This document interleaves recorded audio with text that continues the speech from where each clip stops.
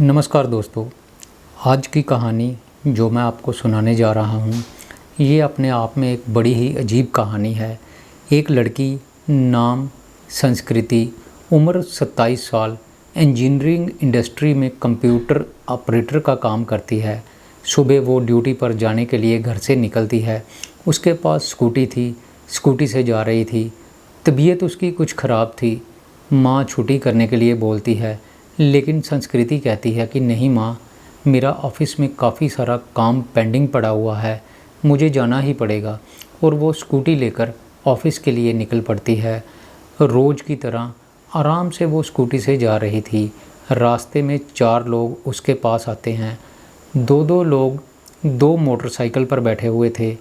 पास आकर संस्कृति को किसी के घर का एड्रेस पूछने के बहाने रोक लेते हैं। संस्कृति पता बताती है। वो उसकी स्कूटी छीनने की कोशिश करते हैं। संस्कृति उनके साथ हाथापाई करती है तो बदमाश पिस्टल निकालते हैं और एक एक करके संस्कृति को 3 गोलियां मार देते हैं। 2 गोलियां उसके पेट में लगती हैं और 1 गोली उसकी गर्दन के पास लगती है। फायरिंग की आवाज़ सुनकर जो आसपास के लोग हैं, जब वो फायरिंग की आवाज़ सुनते हैं तो वो उसी समय घटना वाली जगह की तरफ भागते हैं। लड़के जिन्होंने संस्कृति को गोलियां मारी थी, जब वो लोगों को अपनी तरफ आता हुआ देखते हैं तो वो बाइक स्टार्ट करते हैं और घटना वाली जगह से भाग जाते हैं। इसके बाद लोग उस लड़की को संभालने की कोशिश करते हैं। पुलिस को इसकी सूचना दे दी जाती है और लड़की से मोबाइल लेकर वो लोग लड़की के घर वालों को फ़ोन करके ये बताने की कोशिश करते हैं। लड़की थोड़ी होश में थी, ऊपर वाले की कृपा थी, वो लड़की बच गई थी, मरी नहीं थी, उसमें अभी जान बाकी थी। थोड़ी थोड़ी होश में थी, लेकिन वो दर्द से तड़प रही थी, करहा रही थी। फ़ोन जब उसकी माँ को मिलाया जाता है तो फ़ोन मिलाने वाला लड़का वो फ़ोन उस लड़की के मुंह के पास ले आता है और उसको बोलता है कि अपने घर वालों को अपने बारे में बताओ। लड़की बोलने की कोशिश करती है, लेकिन उससे बोला नहीं जा रहा था। दर्द काफ़ी ज़्यादा थी, 3 गोलियां लगी थी, शरीर से खून का रिसाव हो रहा था। उसकी माँ को कुछ समझ नहीं आ रहा था। बेटी कुछ बताना चाहती थी, लेकिन माँ समझ नहीं पा रही थी। उसको समझ नहीं आ रहा था कि बेटी क्या बोलने की कोशिश कर रही है। फिर लोग खुद ही लड़की की माँ को बताते हैं कि आपकी लड़की यहाँ पर गिरी पड़ी है। कुछ बदमाश लोग उससे झगड़ा कर रहे थे और उसके बाद उन्होंने आपकी बेटी को गोली मार दी है और गोली मारने के बाद वो लोग मौके से फ़रार हो गए हैं। माँ ये सुनकर घबरा जाती है। माँ दौड़ी दौड़ी पुलिस स्टेशन जाती है और सारी घटना के बारे में पुलिस वालों को बताती है। पुलिस वाले संस्कृति की माँ को लेकर घटना वाली जगह पर पहुँचते हैं। संस्कृति को हॉस्पिटल लेकर जाया जाता है। वहाँ पर उसकी जान तो बच जाती है। पुलिस वाले अब मामले की छानबीन करना शुरू करते हैं। संस्कृति की स्टेटमेंट ली जाती है और मौके वाली जगह पर जाकर पुलिस वाले सीसीटीवी कैमरास की फुटेज को चेक करने लगते हैं। आसपास के लगभग 1500 कैमरास की जो फुटेज होती है उनको चेक किया जाता है। उसके बाद 4 लोगों को ट्रेस किया जाता है। पहले तो ये केस चोरी और छीना झपटी का लग रहा था। ऐसा लगता है मानो औरत से स्कूटी छीनने के लिए 4 लोगों ने उस पर हमला किया था और जब औरत उनके साथ हाथापाई करने लगती है तो वो लोग गुस्से में आ गए होंगे और उन्होंने गुस्से में आकर उसको गोली मार दी होगी। लेकिन जब इस मामले में 4 लोगों को गिरफ़्तार किया जाता है और उनसे पूछताछ की जाती है तो मामला वो कुछ और ही निकल कर सामने आता है। जी हाँ दोस्तों, मामला चोरी, डकैती या छीना झपटी का नहीं था, बल्कि ये मामला एक तरफ़ा प्यार का था। सारे मामले का खुलासा होने के बाद जो कहानी निकल कर सामने आती है वो हैरत अंगेज़ थी। ये मामला आज से तकरीबन 22 दिन पुराना है। पुलिस की बहुत किरकिरी हो चुकी थी।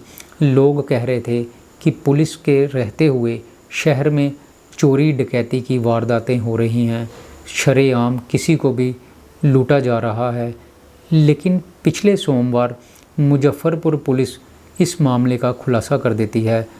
सीसीटीवी कैमरा की मदद से जब 4 लोगों को गिरफ़्तार किया जाता है तो उनसे खुलासा होता है कि ये सारा मामला एक तरफ़ा प्यार का था और इसकी साजिशकर्ता जो है, जो इस सारे गोलीकांड की मुख्य साजिशकर्ता थी, वो एक कार कंपनी के शोरूम की मालकिन रूपा शर्मा है। घटना की प्लानिंग काफ़ी दिन पहले से कर ली गई थी। दरअसल संस्कृति वर्मा जिसको गोलियां लगी थी, उसका पति आर्यन वर्मा रूपा शर्मा के नेक्सा कार एजेंसी में काम करता था। रूपा को आर्यन से प्यार था। वो हमेशा आर्यन को अपने पास रखना चाहती थी। दोनों के बीच प्रेम संबंध भी थे। इस बात की खबर संस्कृति को मिल चुकी थी। संस्कृति ने आर्यन पर दबाव डालकर उसकी एजेंसी से नौकरी छुड़वा दी थी। रूपा आर्यन को हर हाल में पाना चाहती थी। इसके लिए वो संस्कृति को रास्ते से हटाने का प्लान बनाती है। पहले तो रूपा और आर्यन के बीच सब कुछ ठीक चल रहा था, प्रेम संबंध था। रूपा बड़े घर की लड़की थी, पैसे की कोई कमी नहीं थी। प्यार की कमी उसको हमेशा लगती थी। उसको हमेशा महसूस होता था कि जो उसको प्यार की जो कमी है वो आर्यन ही पूरा कर सकता है। आर्यन देखने में भी सुंदर था, अच्छी पर्सनैलिटी का मालिक था। रूपा हमेशा उसके आगे पीछे घूमती रहती और उसको हमेशा वो अपने पास रखना चाहती थी।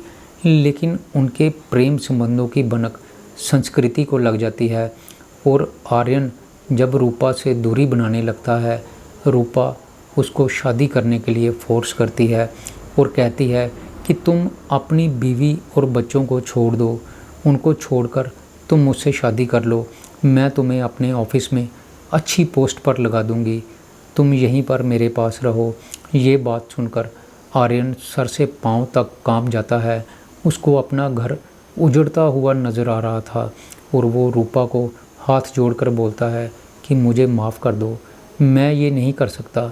उधर दूसरी तरफ संस्कृति भी आर्यन को नौकरी छोड़ने के लिए दबाव डालती है, इसलिए आर्यन नौकरी छोड़ देता है। ये बात रूपा को बहुत बुरी लगती है। रूपा आर्यन को ही रास्ते से हटाने का सोचने लगती है। इसके लिए वो सबसे पहले तो कुछ शूटर हायर करती है। शूटर मौके वाली जगह पर पहुंचते हैं, लेकिन तभी रूपा का जो दिमाग है वो घूम जाता है। वो सोचती है कि अगर मैंने आर्यन को ही मरवा दिया तो मैं प्यार किससे करूंगी। इससे हमारे प्यार के बीच जो रोड़ा बन रही है वो उसकी पत्नी संस्कृति, क्यों ना मैं उसको ही रास्ते से हटा दूं तो मेरे और आर्यन के बीच कोई नहीं रहेगा। ये सोचकर वो शूटर को अपना टारगेट बदलने के लिए कहती है। अब शूटर को कत्ल तो करना था, लेकिन उसका टारगेट बदल चुका था। अब शूटर को आर्यन पर नहीं बल्कि उसकी पत्नी संस्कृति पर फायरिंग करनी थी।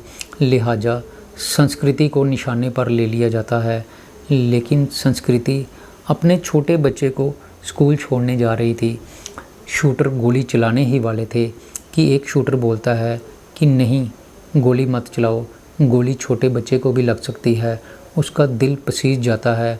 एक माँ अपने बच्चे को कितने प्यार से स्कूल लेकर जा रही थी, वो दूसरे शूटर का हाथ पकड़ लेता है और उसको गोली चलाने से रोक देता है। अब जो शूटर हैं उनमें आपस में ही बहस होने लगती है। अब ये डिसाइड किया जाता है कि जब वो लड़की अकेली होगी तभी उसको गोली मारी जाएगी। फिर उसके बाद संस्कृति की अच्छी तरह से रेकी की जाती है, किस टाइम आती किस टाइम जाती, सब कुछ पता करने के बाद जैसे ही वो ऑफिस के लिए अकेली निकलती है, शूटर उस पर गोली चला देता है। लेकिन संस्कृति की जान बच जाती है और 4 लोग जो हैं वो पुलिस की गिरफ्त में आ जाते हैं।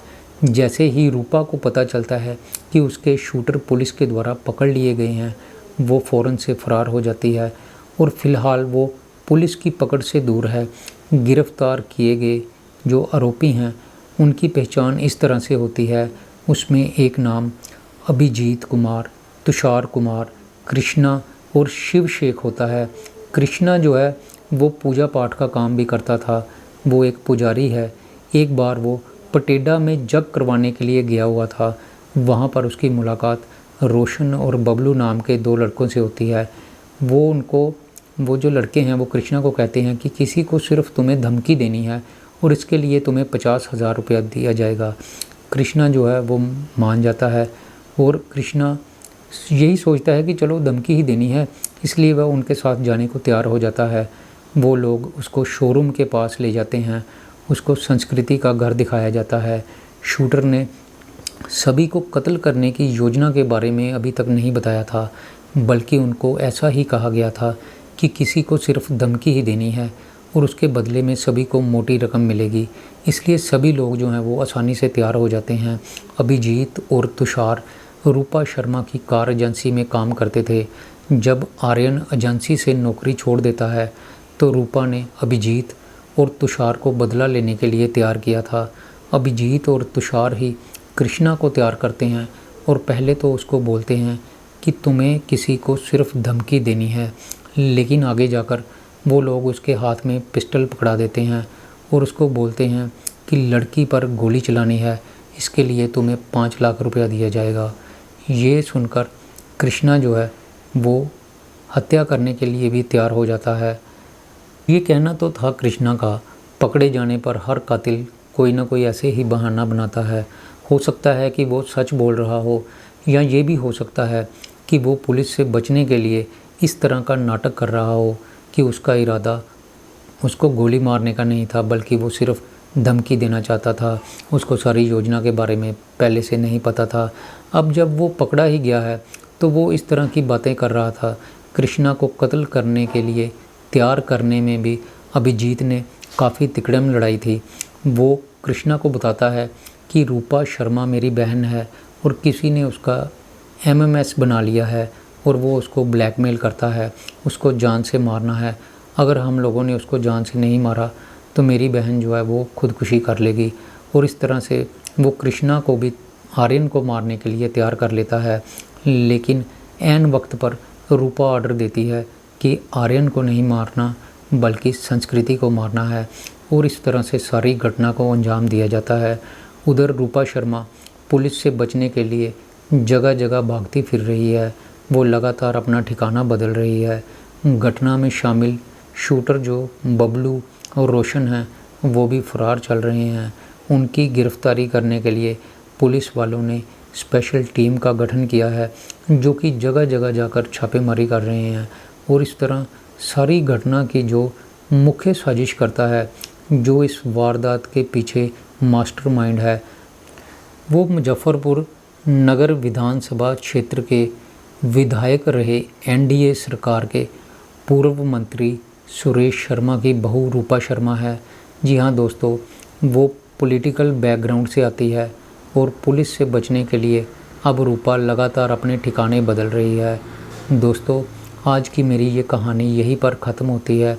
आगे जो भी इस कहानी में कोई नया अपडेट आता है तो मैं आपको सबसे पहले बताने की कोशिश करूँगा। तो दोस्तों, अगर आप मेरे चैनल पर नए हैं तो मेरे चैनल को सब्सक्राइब कर दीजिए और वीडियो को लाइक कर दीजिए। मैं फिर आऊँगा आपके लिए कोई नई कहानी लेकर। तब तक के लिए नमस्कार, शुक्रिया।